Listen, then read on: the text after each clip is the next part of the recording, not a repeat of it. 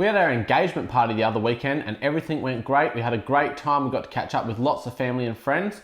But today I want to talk to you about the cost of that and go through the final cost versus what our budget was. And I also want to share with you the wedding venue that we've selected. Anyway, let's get into the video.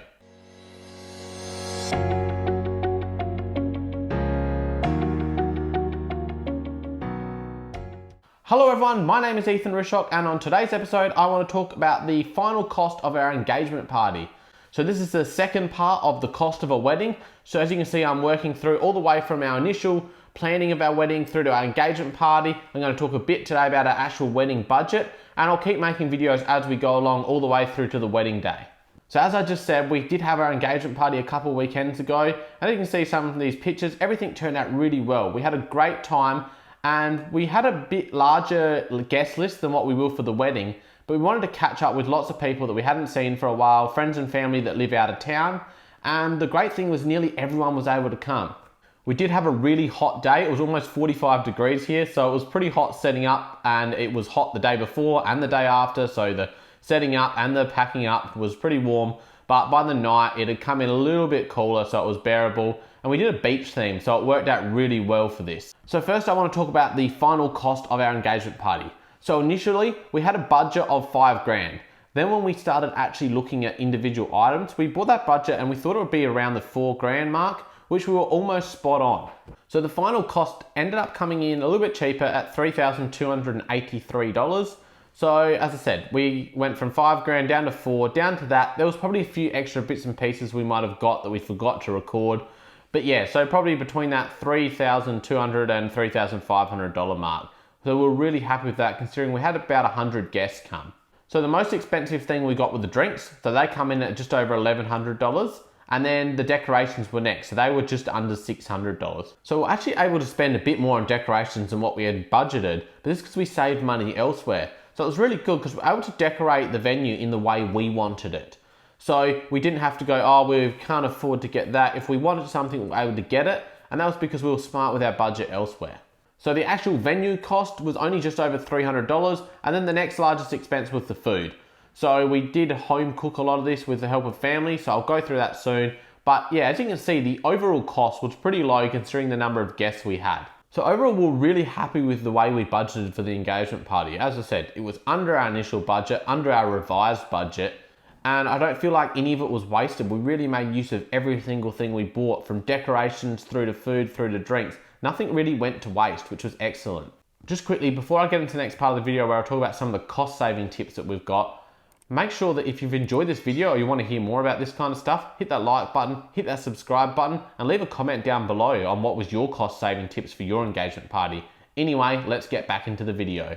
So now I want to go through some of the ways that we were able to save money with it. So I want to start with the food. So we had so much food and it was probably a little bit too much, but we were able to use the leftovers the next day. We were able to have family come that helped with the cleanup, so we were able to feed them as well. And some of those leftovers even lasted almost a week later.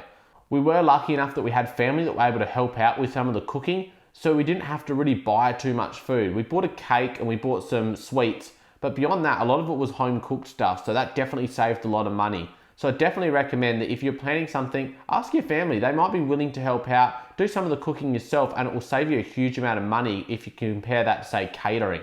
The other thing with food is we made the event start at 7 and it was just nibbles. It wasn't for a full sit down meal. So that makes a huge difference when you're costing something. I'd highly recommend do that, because then you just get to catch up with more people rather than worrying about the cost of providing a sit down meal for everyone. So then I'll talk about the drinks. So we managed to buy most of this in bulk, and what we did was have quite a wide variety, which if we would have our time over again, we probably would have had a bit more of a narrowed variety, because we found we did run low on a few certain things during the night. But it definitely pays to look out for specials. We bought a lot of things that were on special leading up to the event.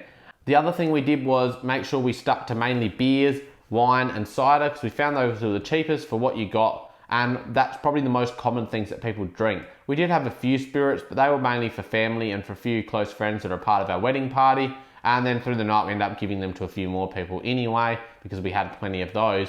But some of those didn't even get drunk. So I think if you stick to those main few things, keep a small variety of stuff. You don't need a huge variety, and I think you'll be fine.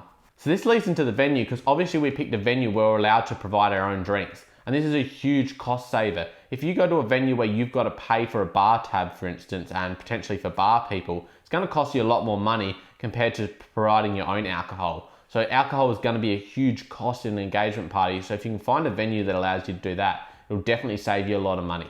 And the other thing with our venue, we weren't too fussed what it looked like. It was nice, it did the job, and we were more looking at the size of it. So it was nice and spacious, and we were able to do it up how we wanted. That was the important thing, is by saving money in our venue, we're able to buy the decorations and create that beach theme we were really looking for. So I think that's something to consider, is you don't need to pay for a big fancy venue. Work out what you need when it comes to size-wise, and maybe go for something cheaper and decorate it how you want it.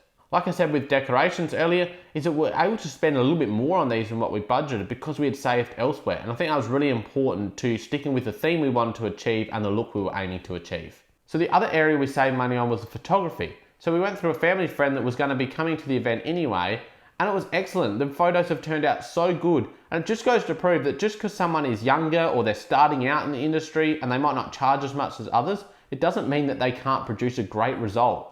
We were really happy with how our photos turned out, and the good thing, we managed to get photos with so many different people. So one of the things we did was we actually had all the family come 1 hour before the event started and got all our photos with them out of the way early. And that was a great way to ensure that then once our broader group of friends come, we're able to spend time with them and get photos with them as well without feeling like we were rushed. Alright, enough about the cost of the engagement party. Let's review our venue choice for our wedding. So we've signed the contract just this week, we've paid the deposit, and we're actually flying interstate up to the Gold Coast where we got engaged, and we're going to have it at the Royal Pines Golf Resort. So as you can see from some of these photos, the venue is beautiful. We're really excited to be there. I've actually stayed there before and it was amazing. My partner hasn't, so she's really excited to see what it's like. We've already spoke to most of our close family and our friends that will be coming, and everyone's really keen to go interstate. They're going to probably turn it into a bit of a holiday themselves, and we're really excited for it. This will also allow us to get married on the beach, which is going to be really exciting. So we're hoping to get some great weather there. But yeah, we're really excited to do something different. We'll keep it pretty small with our guest list because we really want to share it with our family and our really close friends and really make it an event where we feel like we can give time to everyone and they can give time to us. We found at the engagement party, having so many people there, you did get exhausted pretty quick trying to spread yourself thin to go see everyone. So if we have that tighter guest list, we really feel like it'll be really intimate and we're really looking forward to it. And our initial budget for our wedding is sitting around about the 30 grand mark. So in the next video, I'll break that down and show you where we've allocated that money. And we're really hoping to keep that tight. That way we can do everything we want to do. But by having that smaller guest list, that will definitely help us achieve this. Anyway, I hope you've enjoyed that video. Engagement parties are great. Make sure you invite as many people that you want there. Really enjoy it. Get to socialize with people you might not get to see all the time. And it doesn't have to cost you a fortune. If you listen to some of those tips I've given you, there's definitely lots of ways you can save money there. It's not as a formal event as a wedding. So you can do a less formal venue, for instance, or you can provide your own drinks or food, like I said, and that's great ways to save money. Make sure you keep an eye out in the future for that video where I break down our wedding budget. I thank you for watching and I'll talk to you soon.